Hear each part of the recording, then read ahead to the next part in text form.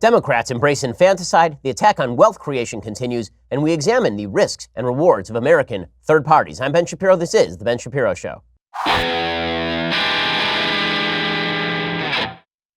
Man, a lot of news to get to today. President Trump finally hitting on his 2020 strategy, which is exactly what I had suggested it should be. I'll explain in just 1 second. And for those who are wondering, thank you. I am doing a little bit better today, and my daughter is doing better as well. So I got a lot of emails on that. Just wanted to make that clear. And my wife is a trooper. She's doing better as well. So thanks for all of the notes. Before we get to the news, I first want to talk about your sleep quality. So we talk about your mattress. We talk about how your room is, whether it's dark or bright. But the truth is, one of the things you never think about is the quality of the sheets upon which you sleep. Because you think, okay, I'm just going to head down to the local retail outlet, pick up whichever has the highest thread count. Well, that's not how nice sheets work. The way that nice sheets work, it depends on how comfortable the sheets are. Are they soft? Are they breathable? Well, the best sheets that you can have are from Boll & Branch. Boll & Branch makes everything from pure 100% organic cotton from their bedding to their blankets, which means they start out super soft. They get even softer over time. You can buy directly from them, so you are essentially paying wholesale prices as well. Luxury sheets can cost up to $1,000 in the store, but Boll & Branch sheets are only a couple of $100, which isn't expensive for really, really quality sheets that you're going to be sleeping on every night of your life.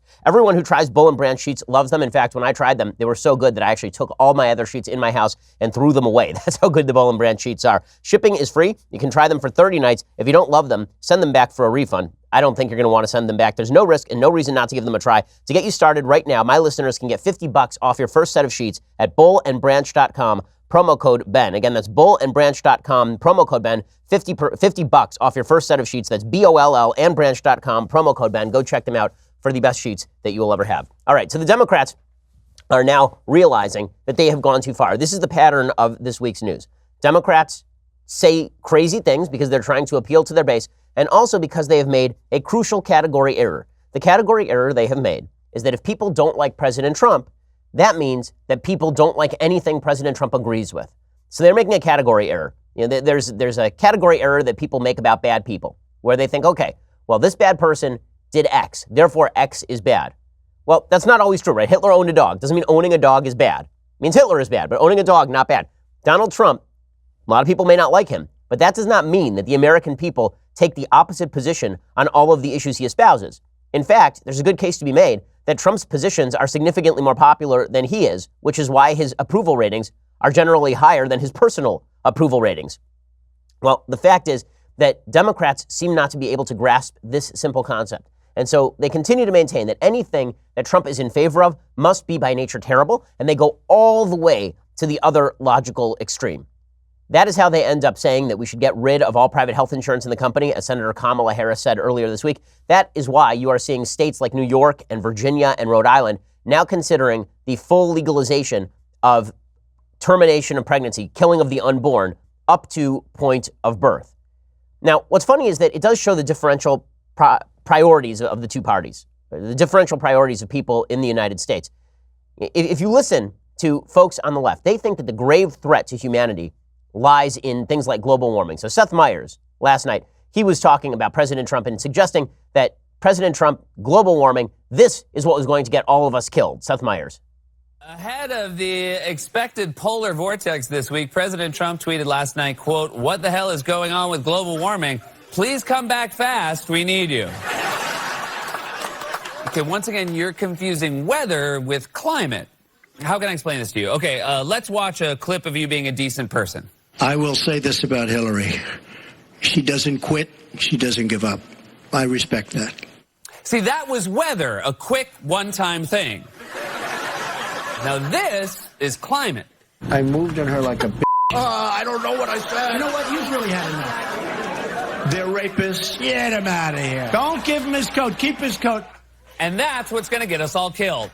Okay, so the suggestion is that global warming is going to get us all killed. By the way, I should, side note, make clear that the media are terrible when it comes to this distinction between weather and climate. So every time Republicans point out that there's been a real cold snap across the entire Midwest, and they say, global warming, then people on the left correctly say, no, that's just weather. That's a weather event. If you want to look at trend lines, then we can talk about climate. Every time it gets really hot outside or there's a hurricane, then people on the left go, look at this. This is evidence of global warming. And then we on the right go, no, that's weather. Right? If you want to look at climate, look at climate.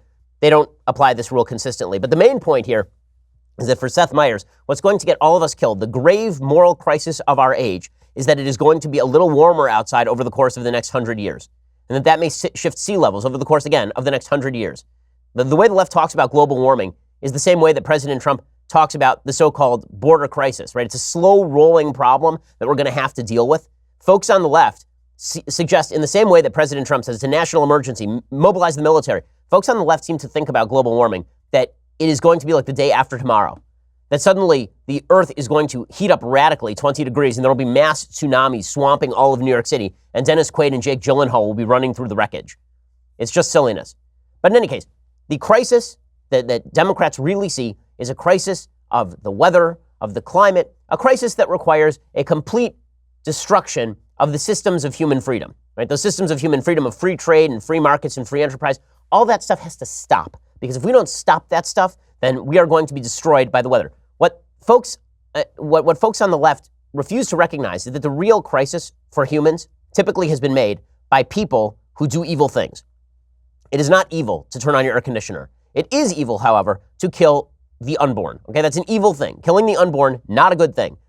Crises of the human heart are significantly more dangerous to other human beings than weather events that human beings have had trouble controlling for literally the entire history of humanity.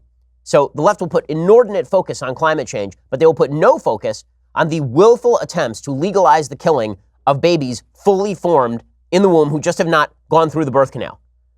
It's truly an amazing thing. The same folks who will say, you know, people aren't undocumented, they're just people. And on one side of the border, they're people, on the other side of the border, they're people. If there is a border called the birth canal, there are people on one side and not people on the other, according to the left. The left has the same perspective about human babies that slave owners used to have about black folks in the United States. If those black folks were in Georgia, then they were property. And if those black folks were in Massachusetts, then they were people. Well, borders don't define whether a person is a person or not. That's absurd. Okay, in the same way, and it's disgusting morally, in the same way, the vaginal canal does not define whether a person is a person or not. And yet, in Virginia, without any controversy, Democrats were attempting to push a bill that would have legalized abortion all the way to point of birth. And they were saying this openly. Now, what's amazing about this is we're going to play a bunch of clips of Democrats talking about why it's good to be able to kill a baby fully formed during dilation. I've watched my wife in labor with both of our children. That is a baby. You know how I know it's a baby? Because I watched the baby come out of her. This is not difficult. But for folks on the left, they believe that during dilation, and this is the position of the Democratic National Committee. This is in the DNC platform. It has been for years. I have been bewildered for legitimately years. Go back and listen to all of my old material for close to 2 decades now. I have been bewildered why Republicans don't simply hold up a picture of a baby minutes before birth and say, this is what Democrats think it is okay to kill. Because it is obvious that this has been and is the standing Democratic position these days, which is sick. It's insane. And Kathy Tran, who's a state senator in a state assembly person in the House of Representatives in Virginia, she full-scale defended that, as we talked about yesterday. To refresh your memory, here is what she said when she was specifically asked whether for mental health reasons, not to save the life of the mother, but for any health reason whatsoever, for a temporary convenience issue, a mother should be allowed to ask a doctor to lethally inject a fully formed child as it enters the birth canal. How late in the third trimester could a physician perform an abortion if he indicated it would impair the mental health of the woman? Or physical health. Okay. Okay. I'm talking about the mental health. So, I mean, through the third trimester. The third trimester goes all the way up to 40 weeks. Okay. But to the end of the third trimester. Yep. I don't think we have a limit in the bill. So where it's obvious that a woman is about to give birth, she has physical signs that she is about to give a birth, would that still be a point at which she could request an abortion if she was so certified? She's dilating. My bill would allow that, yes. Okay, so she says it straight out. Now, Kathy Tran is backtracking. She's suggesting she's being taken out of context. We played you a full clip. She answers a specific question. She answers it with yes. That is not my fault. That is not your fault. That is Kathy Tran's fault. And that is the fault of the Democratic Party that embraces this position, not just in Virginia, in New York, in Rhode Island, across the country. This is in the DNC platform. Again, the Democratic National Committee platform has no limits on abortion at any time. At any time. Now, it's funny. there was a commentator named Damon Linker, and he was saying, why is the right picking on this? You know, if the right really believes that an abortion is morally as evil at 8 weeks as it is at birth, then why are they picking on this? The reason that we're picking on this, the reason we're pointing this out, is that we do agree on the right that an abortion at 8 weeks, at 10 weeks, is just as morally problematic, as morally evil, as an abortion at point of birth. But what the left is acknowledging is that they believe the same thing in reverse. They believe that it is just as morally unproblematic to kill a baby that is fully formed as it is to kill a baby at 8 weeks, which blows their entire argument to smithereens, because their argument has been a baby is not a baby, that's why you can kill it. But now they're looking at a full-grown baby in the womb, and they're going, no, that's okay, we can kill that too, because it's the same as an 8-week-old baby in the womb. And so the argument is not an argument that we're making. We are demonstrating by pointing out the partial birth abortion insanity of the left. We're pointing out that there are a lot of folks on the left who full-scale acknowledge that an 8-week-old fetus in the womb has the same moral value as a fully grown baby, namely none. Right? Folks on the right say an 8-week-old baby in the womb, an 8-week-old fetus in the womb, has the same moral value as a fully grown baby, therefore you shouldn't kill it. Folks on the left are now saying a fully grown baby has the same moral value as an 8-week-old fetus in the womb, therefore you should kill it. It's fully crazy. I mean, a couple of weeks ago, there was a big controversy on this show because I suggested that pro-life people are not for killing babies, even in circumstances where killing the baby theoretically would prevent a future harm. And I used the oft-cited internet example of killing baby Hitler, right? By the way, an example so commonly used on the internet that Tom Hanks commented on it in like 2015, right? It was an article in the New York Times about it in 2015. I said pro-life people would not kill baby Hitler because we don't kill babies. According to the left, every baby is potentially baby Hitler, so kill it. I mean, which one of these is morally more reprehensible? It's wild. Okay, and then it gets even worse. We're going to play for you the clip of Ralph Northam again, because I think it is important to analyze what he says and whether he is lying or not about what he said in just a second. First, let's talk about you getting ready for work in the morning. Okay, I use all products from Dollar Shave Club. The reason is because the products are fantastic. There are two reasons why you should have Dollar Shave Club. First, Dollar Shave Club delivers everything I need directly to my door. And second, they keep me fully stocked on what I use so I never run out. Here's how it works. Dollar Shave Club has everything you need to get ready, no matter what you're getting ready for. They've got you covered head to toe for your hair, your skin, your face, you name it, they've got it. And they have a new program where they automatically keep you stocked up on the products you use. You determine what you want when you want it. It shows up right at your door from once a month to once every 6 months. That's what I do for their Amber Lavender Body Cleanser, which is just delightful. I mean, it smells great. They have Sage and Black Pepper Shampoo, also fantastic smelling. When my wife smells my hair after I shower with DSC stuff, she always says that smells fantastic. What are you using? And I say Dollar Shave Club, because it's true.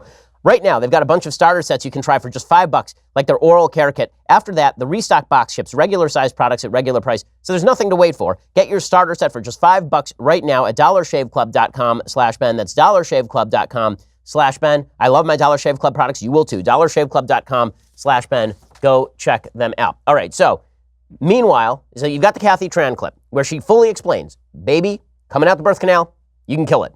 Fine. And yesterday, we went through the actual legislation. The actual legislation dramatically weakens the restrictions on late-term abortion in the state of Virginia. There's proposed language in that piece of legislation that said that there would have to be substantial and irremediable harm to a woman in order to justify a late-term abortion. They stripped that language out. They said any harm at all, mental or physical, would justify a late-term abortion, even if it's temporary.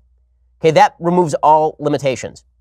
Now, what the bill does say is the bill says that the conditions for late-term abortion, for legalization of late-term abortion, is that there must be life-saving measures that are available if the product of the abortion is born alive, and if there is evidence of viability of the fetus. So the idea there is that if you are in the process of an abortion of a baby, the baby comes out by accident while you're trying to kill the baby in the womb, and it comes out and it lives, if there is evidence of viability, then there shall be some sort of life-saving measures available to take care of the kids. In other words, no infanticide. You can't actually kill the kid. That's in the actual bill. Governor Ralph Northam of Virginia went even further yesterday. He went even further. So Governor Northam, we're going to play his clip, and then we're going to talk about what he says he said, and then we're going to talk about what he actually said and the distinction between the two. So Ralph Northam is the supposedly moderate governor of Virginia. Now, let me remind folks that Ralph Northam ran against, I believe was it Ed Gillespie in Virginia? It was Ed Gillespie in Virginia. And there are a lot of folks who are angry at Ed Gillespie because they felt that Ed Gillespie had been too loosey-goosey with the alt-right, and they said, well, vote for Ralph Northam. There were a lot of folks who say, oh, he's a moderate. He's moderate. I have long suggested that in cases where there are candidates who are morally unpraiseworthy in the Republican Party, I never made that case, by the way. There are a lot of folks who make the case that if there's a bad Republican, you should vote for the Democrat. You can't, in good conscience, vote for people who do things like this. Here is Ralph Northam yesterday, and we're going to play the full clip because he says he's being taken out of context. He's asked specifically about Kathy Tran's comments that you should be able to kill a baby all the way up to point of birth. And here's Ralph Northam's answer. You'll hear the questioner from WTOP Radio in Virginia. And she was pressed by a Republican delegate about whether her bill would permit an abortion, even as a woman is essentially dilating, ready to give birth.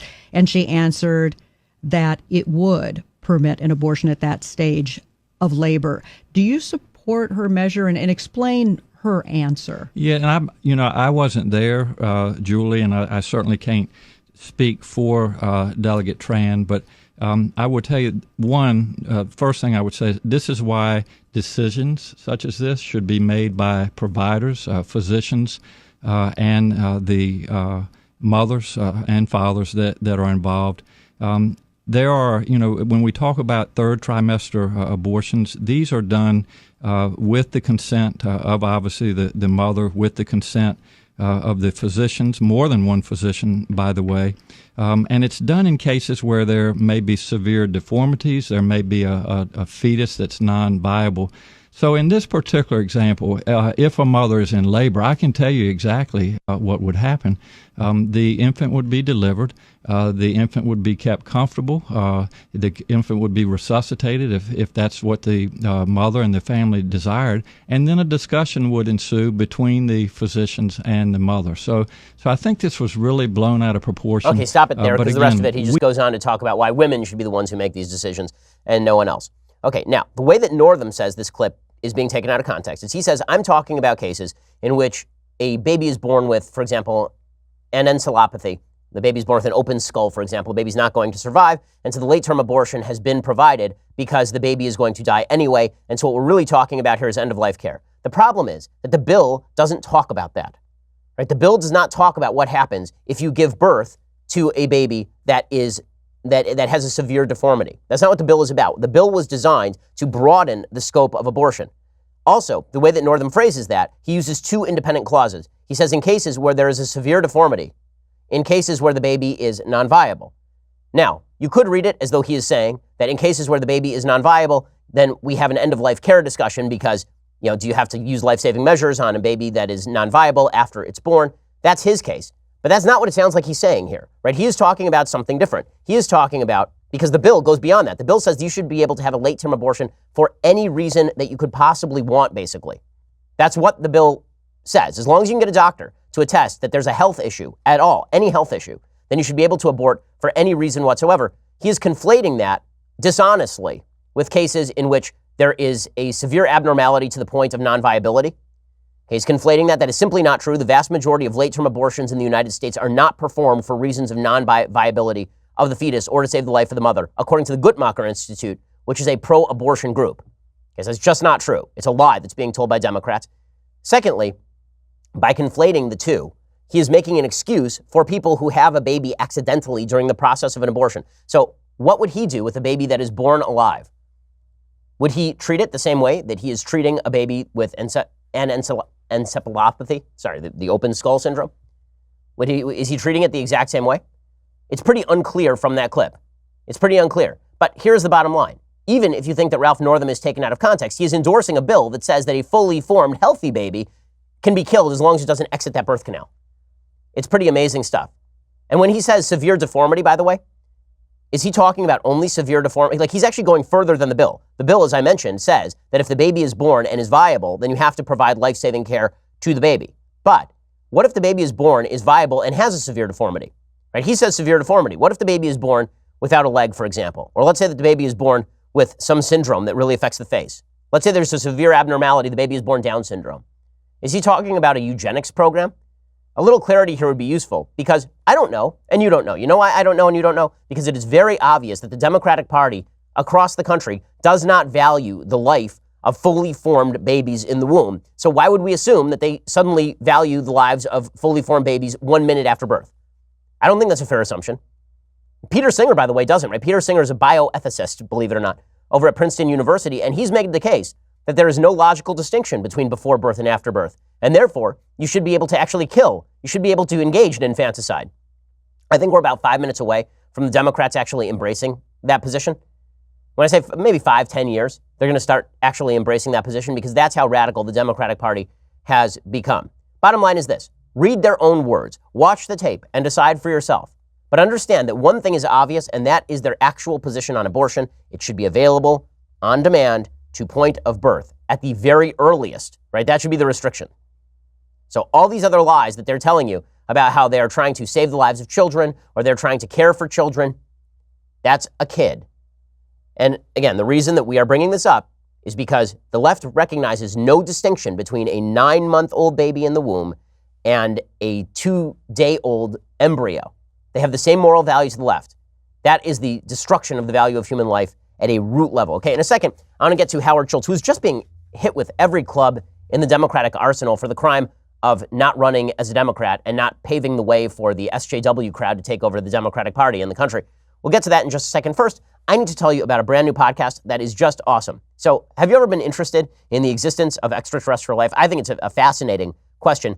People who claim to have had encounters believe what they saw, but what does the evidence actually show? Every week, the Parcast Network has a new podcast called Extraterrestrial. It examines these stories with a critical eye and analyzes possible scientific explanations and determines what really may have happened. So I am not a big believer in conspiracy theories. And when it comes to folks who say that they've seen extraterrestrials, I tend to disbelieve it. So what's great about this show is that it is a myth-busting show. Extraterrestrial takes a deep dive into both close encounters and potential government cover-ups, looking to answer whether or not we are really alone in the universe. You can listen to the first episode of Extraterrestrial on the abduction of Barney and Betty Hill right now, and then they're going to have episodes on the Roswell cover-up and the U.S. Air Force Project Blue Book and a secret committee formed by President Truman to facilitate recovery of alien spacecraft called Majestic 12. All this stuff is just fascinating and interesting. New episodes come out every Tuesday. Search and subscribe to Extraterrestrial wherever you listen to podcasts. Again, that is EXTRATERRESTRIAL, Extraterrestrial. Or visit parcast.com/extraterrestrial to start listening right now. It's fun stuff. And it's definitely a nice break from politics. So go give it a listen. Okay, meanwhile, Howard Schultz being clocked up and down by the left. He cannot be tolerated. And he can't be tolerated because it turns out that his story is actually a pretty inspiring one. Howard Schultz grew up in the projects, and then he became captain of industry. He's the founder and creator of Starbucks, an $84 billion corporation. Well, Schultz has been ripped for being a billionaire, and it does demonstrate this communistic hatred on the left for anyone who makes it big and happens to be white. So, a friend of mine who has been, she was on my show on Fox News during the last election cycle, Bridget Fetisi, who's not on the right. She's a centrist, I think is fair to say. Bridget tweeted out, "I don't understand why it is that on the left, people like Howard Schultz are despised and reviled for their wealth, called evil billionaires. How about Oprah Winfrey? Is she also an evil billionaire? Like if she were running, wouldn't it be a rags to riches stories about how you can make it in America? It's just they don't like Schultz, and so now they're going to rip on his wealth." Well, yesterday, Schultz cut a video defending his background and talking about how he was really the story of the American dream. And we'll talk about why it is that so many on the left can't deal with this. I grew up in Brooklyn, New York, in Canarsie, in federally subsidized housing, the projects. When I was 7 years old, my father, who was a laborer, came home and had a serious accident. He was dismissed from his job. We lost our health insurance. I witnessed the fracturing of the American dream. I started with nothing, and I made it in America because of the aspiration, the magnetism, and the spirit of our country. Okay, this is really bad, though. He's not allowed to say this. So if Oprah said the same words, we'd be oh, she's so inspiring. She's so inspiring. Look at that rags to riches story in America. See, the story of America is about the ability to aspire to something greater, the ability to be born into poverty and then to make something of yourself. And yes, of course, there are people along the way who give you a hand up. There are people along the way who help you out. There are communities that try to help you. But that doesn't change the fact that America is, in fact, a land of opportunity. The problem is that Howard Schultz happens to be a white guy who's not running as a Democrat. That's all this is. He's a white guy who's not running as a Democrat. End of story. Because Howard Schultz is a white guy who is not running as a Democrat, this means that he is very bad, and he has actually been a child of privilege. This is where the intersectional ideology that suggests that all human experience can be reduced to group identity completely falls flat.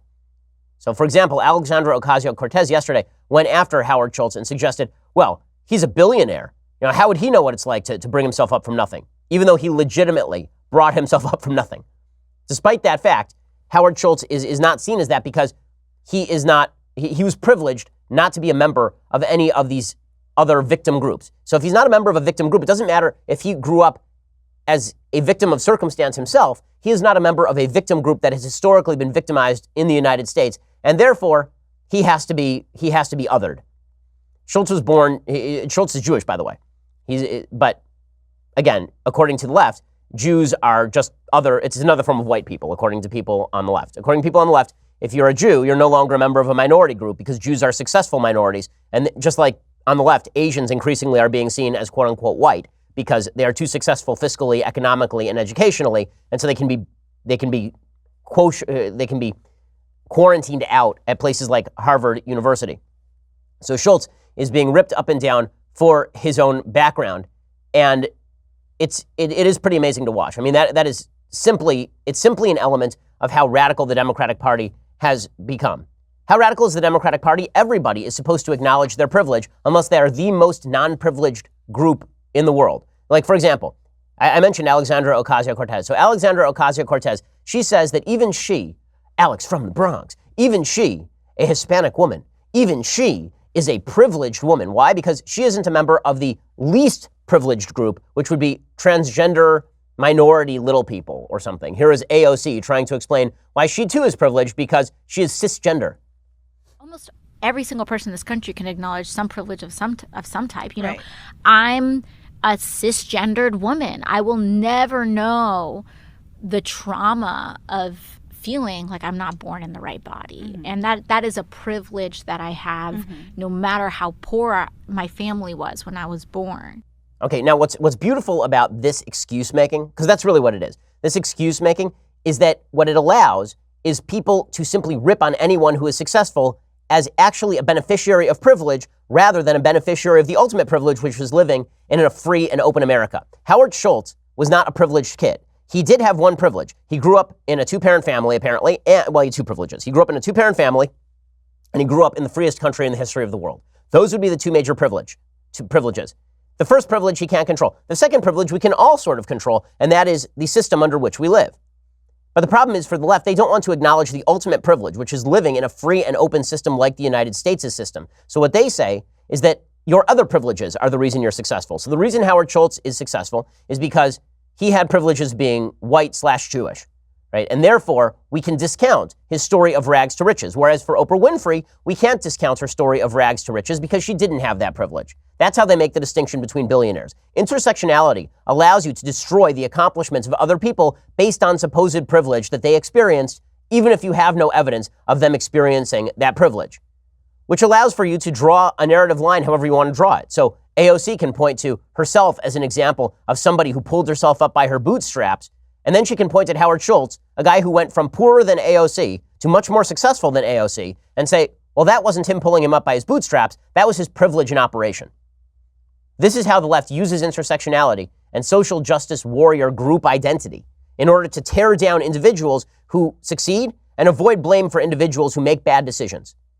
It's a get-out-of-jail-free card. Intersectionality is too often used as a get-out-of-jail-free card. Now, is there an argument that people experience life differently based on the groups of which they are a part? In the absence of other information, maybe, but once we know about their individual life, you can't make that case. So if you were to put in front of me a black woman and say, did this person have a different experience than a white man in life? I would say, yeah, based on no other information, sure, of course, probably. Okay, but once I know who the person is, once we know who the individual is, if you are still using the group identity instead of your knowledge about the individual in order to make a judgment about the individual, now you're operating off of racism and sexism. So if you just put Howard Schultz next to Oprah Winfrey and said, did these two people have different experiences? You'd say, yeah, I'm sure they did. Every person has different experiences, but based on their group identities, he's a white male, she's a black female, probably they had different life experiences. That's sort of the theory of intersectionality. But once we know Howard Schultz's personal story, you can't keep claiming that he is a privilege beneficiary when his story does not reek of privilege. And yet this is precisely what the left continues to do.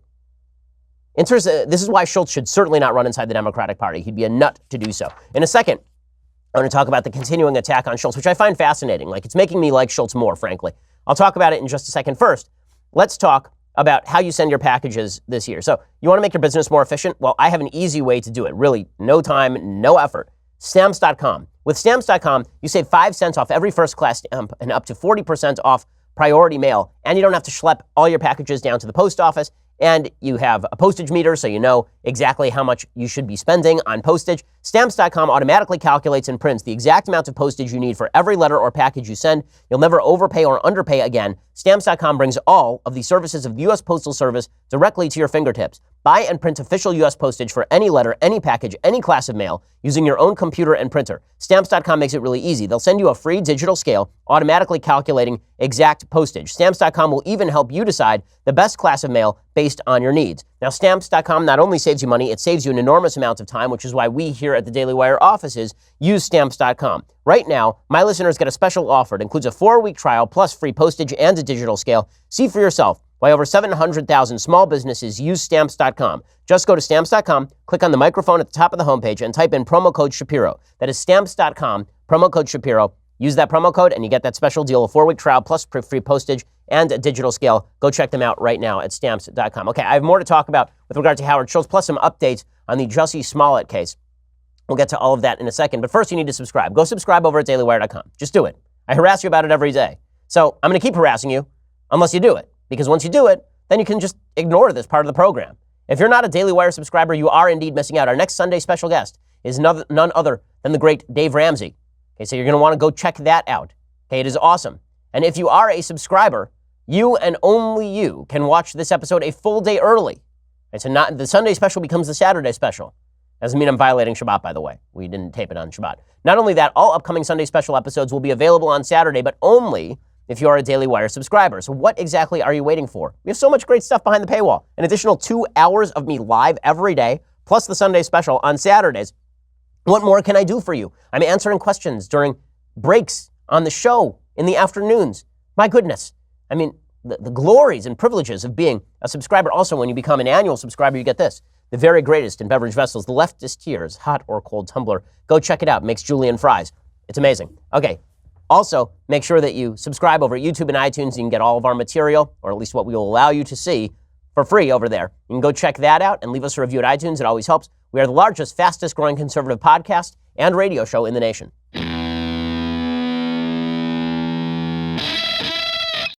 So the problem that a lot of the folks have with Howard Schultz is that they want to pull the intersectional card on Howard Schultz, but it doesn't work unless you actually buy into the intersectional identity politics of the Democratic Party. This is why Elizabeth Warren, Bernie Sanders, Joe Biden, all at a severe disadvantage inside the Democratic Party. They also understand that if they were to move outside the Democratic Party, they'd end up in the Green Party Looney Tunes land of Jill Stein. Well, Howard Schultz is, I think he scares the daylights out of Democrats, frankly, and I think that he ought to scare the daylights out of Democrats. You can see how afraid they are by the way the media are reacting to Howard Schultz. Schultz is pointing out, guys, the Democrats are moving towards socialism, and it's not going to be pretty. A lot of people aren't interested in this. Here was Schultz saying this on CNN yesterday.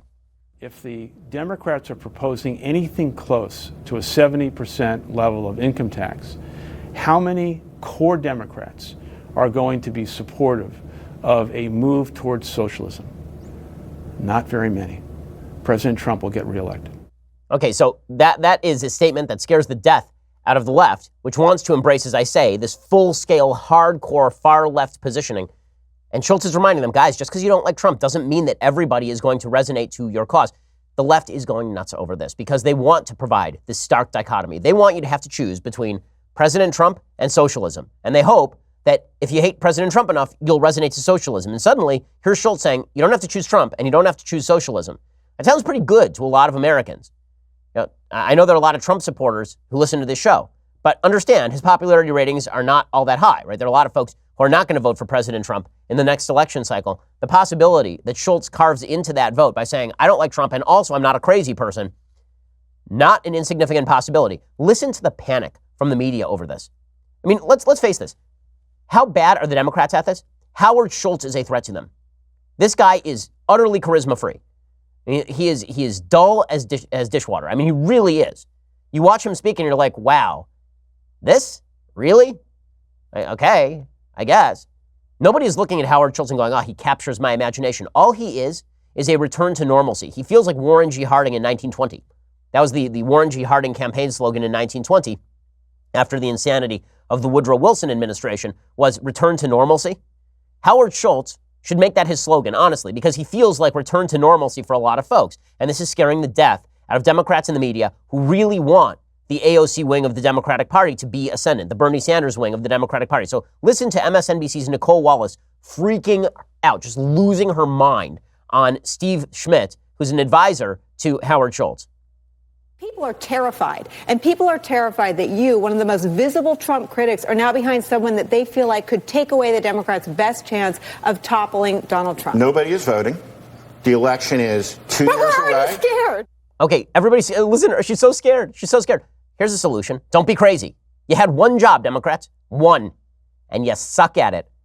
John Favreau, who is on the Obama team, he says it's an awful thing to do. He's going to ruin the world. Ruin the world. The Pod Bros explaining why Howard Schultz is the scariest person in the world.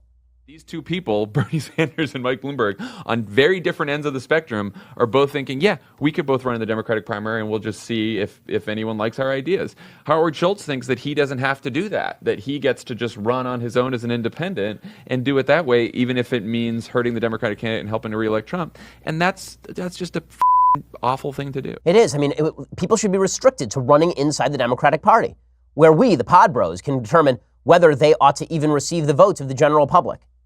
I mean, I love that the people who suggest that Donald Trump is a force against democracy are suggesting that third-party candidates should now be banned. Now, let's be real about this. A third-party candidate is not a guarantee that Trump wins re-election. It's not even a guarantee that all of the votes for Howard Schultz come from the Democratic Party. It is quite possible that he draws away a bunch of suburban Republicans who would normally vote for Trump, and now they see Schultz as some sort of moderate. Schultz is relying on apparently some interior polling data, is what Josh Krashour over at National Journal was tweeting yesterday. He says, Schultz commissioned several ballot tests over the past few months and found that centrist Indy polls between 25 low to low 30s, between 25 and low 30s. President Trump consistently at 29 to 30%. Elizabeth Warren between 26 and 30%. In other words, the vote splits exactly three ways. With Warren on the ballot, they found that about 24% of Democrats defected to the generic centrist independence alternative and 20% of Trump Republicans. Polling found that Trump's support was strong, with Republicans around 70%.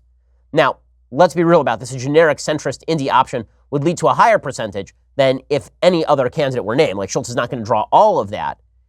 The centrist Indy option carried about 40% of independents on average in the surveys that Schultz conducted. In reality, this probably, he probably wins 10 to 15% of the vote. But there's no guarantee that 10% to 15% of the vote comes universally from folks on the left. It is quite possible that folks in the Republican Party see somebody like Schultz as a return to normalcy also, which is presumably why President Trump was ripping on Schultz the other day. But what's amazing is that for a group of people who are fully convinced that their ideas are so wildly popular, why are they so scared of Howard Schultz? I'm not scared of Howard Schultz. I'm not. I don't think Republicans should be scared of Howard Schultz because I don't think that the Republican platform is loony. I think the Democratic platform is loony. I think the real hole for the Republicans has never been their platform with President Trump. It's been President Trump's personal foibles, which is why I think it's very good that President Trump today started tweeting out what should be his 2020 campaign. It's very simple. It's very simple, his 2020 campaign. Right? His 2020 campaign is what he tweeted out this morning. He tweeted out, and I want to find the exact quote because he should just keep saying this over and over. Democrats are becoming the party of late-term abortion, high taxes, open borders, and crime. Just say that over and over and over and over. That's all. Shut up. Just say that over and over. Make this election into generic Republican versus kooky Democrat. Do that.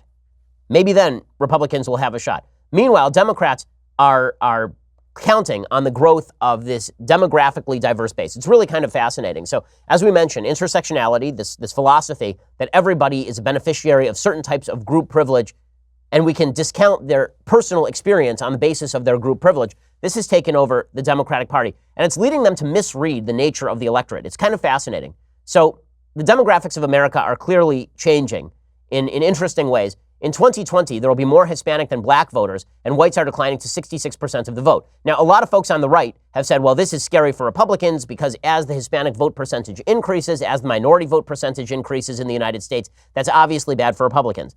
Not necessarily true. Look at Texas, where Republicans continue to win somewhere between 40 and 50% of the Hispanic vote in Texas. In California, that number is like 10 to 20%, maybe.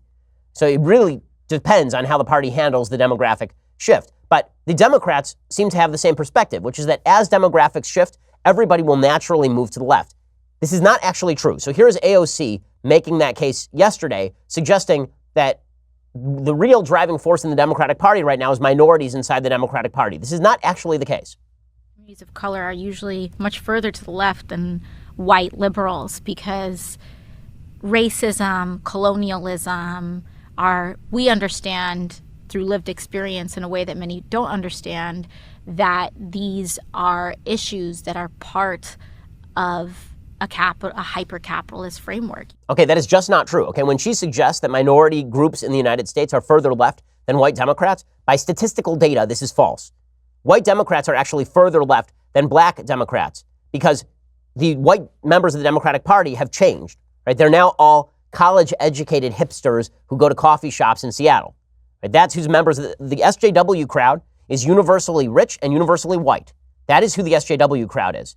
A lot of the folks in minority communities who are on the left are actually not by nature particularly left when it comes to government policy. A lot of them are left because they have a false perception of Republicans as racially insensitive.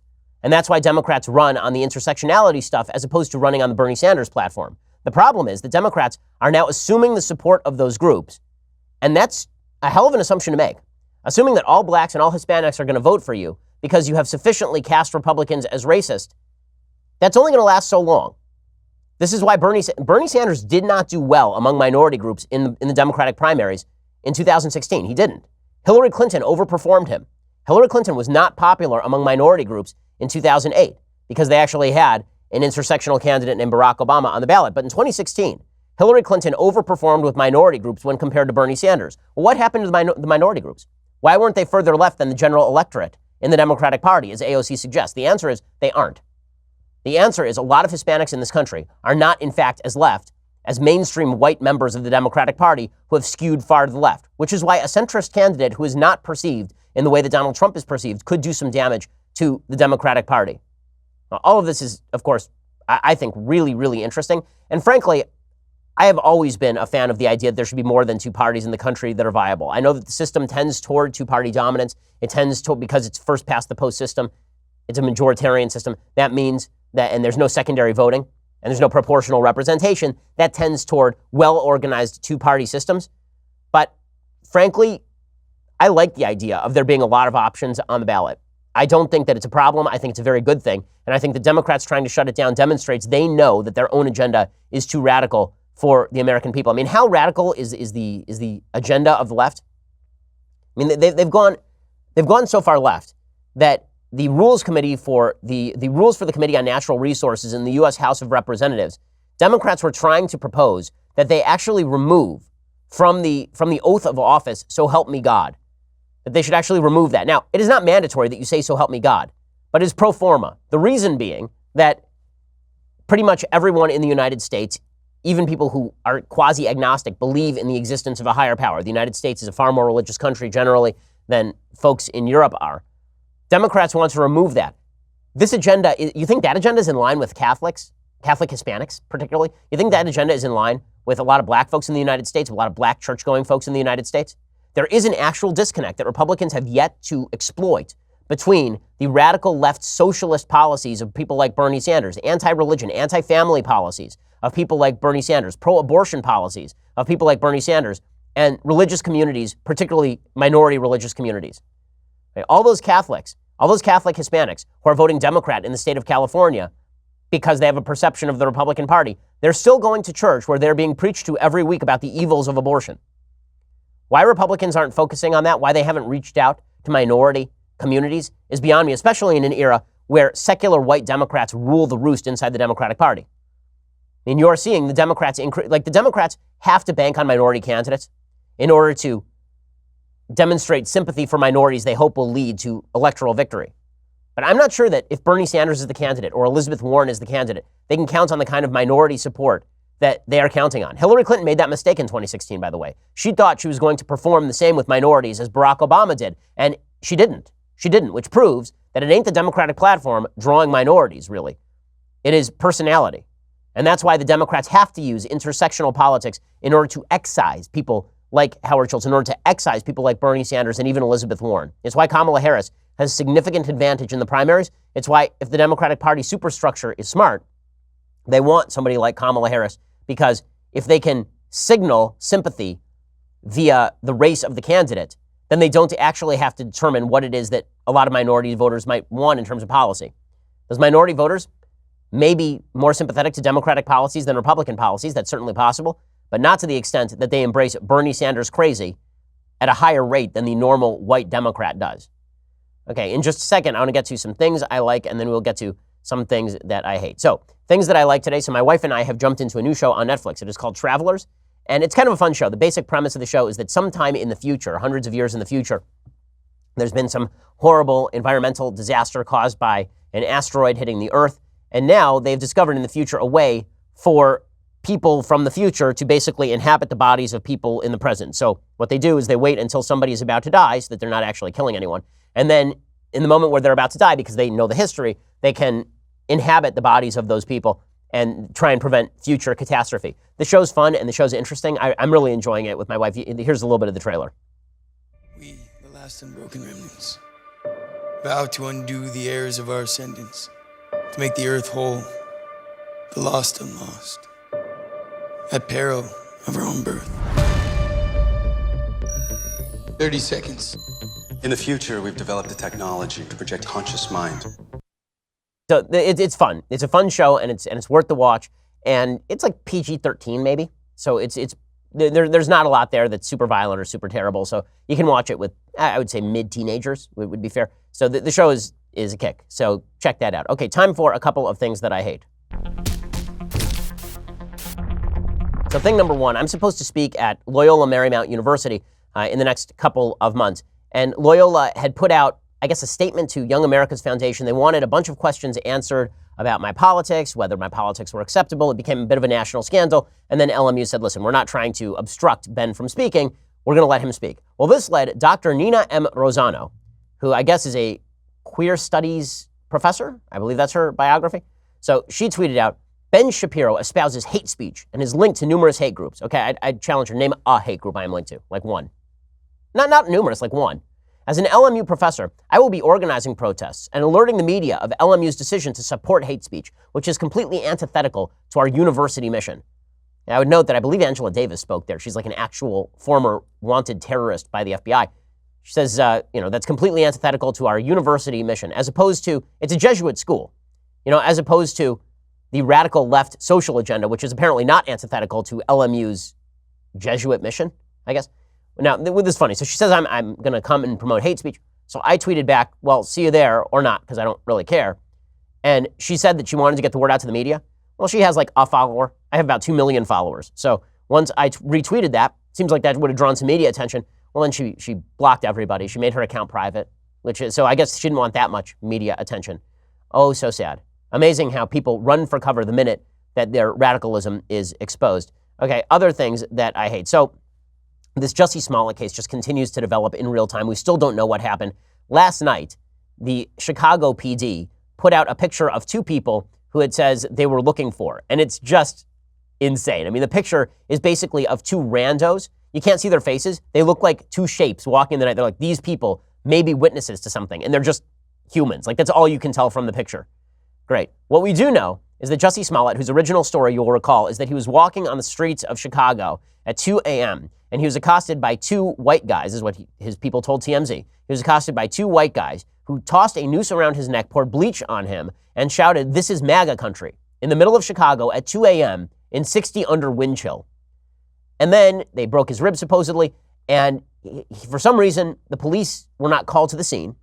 He walked back into his lobby, past the doorman, still 40 minutes later, wearing the noose around his neck, apparently. There's no tape of the incident. There's tape of him at the subway, leaving the subway, and then there's tape of him entering the lobby, now with the noose around his neck that he was still wearing and was wearing when the police arrived. His agent, I guess, said that they were on the phone together when this happened, so he heard all of this. But then Jussie Smollett says he would not turn his phone over to the police so they could even verify that that is the reality. So he refuses to allow Chicago detectives to access his phone in order to independently verify his manager's claim that he heard the MAGA country attack while they were talking. So we will see whether any of this ends up, like, what exactly happened here. But suffice it to say, it is not ridiculous to have your doubts about this story. The story itself, it's one of those stories where, for a certain segment of the population pushing a particular narrative about Trump supporters, it's too good to be true, so everybody jumps on it. But we can wait for all the facts to come out and then we can talk about it, or we can do what the media seems to have done and forget about covering this thing all the way until it's debunked, at which point they go, oh, I guess we screwed that one up. So they'll cover the initial accusation, nothing in between, and then if it is debunked eventually, if it turns out to be a hoax, then there'll be like a couple of stories about how, oh, I guess it was a hoax. Oops. That's the way all of this works. Alrighty, so we will be back here a little bit later in the day, and we'll have much to speak about then. We have 2 live hours later in the day, which is why you should subscribe. Go subscribe now at Daily Wire. You can join us a little bit later because we'll be here, so should you. Otherwise, we'll see you here tomorrow. I'm Ben Shapiro. This is The Ben Shapiro Show. The Ben Shapiro Show is produced by Senya Villarreal, executive producer Jeremy Boring, senior producer Jonathan Hay. Our supervising producer is Mathis Glover, and our technical producer is Austin Stevens. Edited by Adam Sayevitz. Audio is mixed by Mike Caromina. Hair and makeup is by Jesua Olvera. Production assistant Nick Sheehan. The Ben Shapiro Show is a Daily Wire production. Copyright Daily Wire 2019.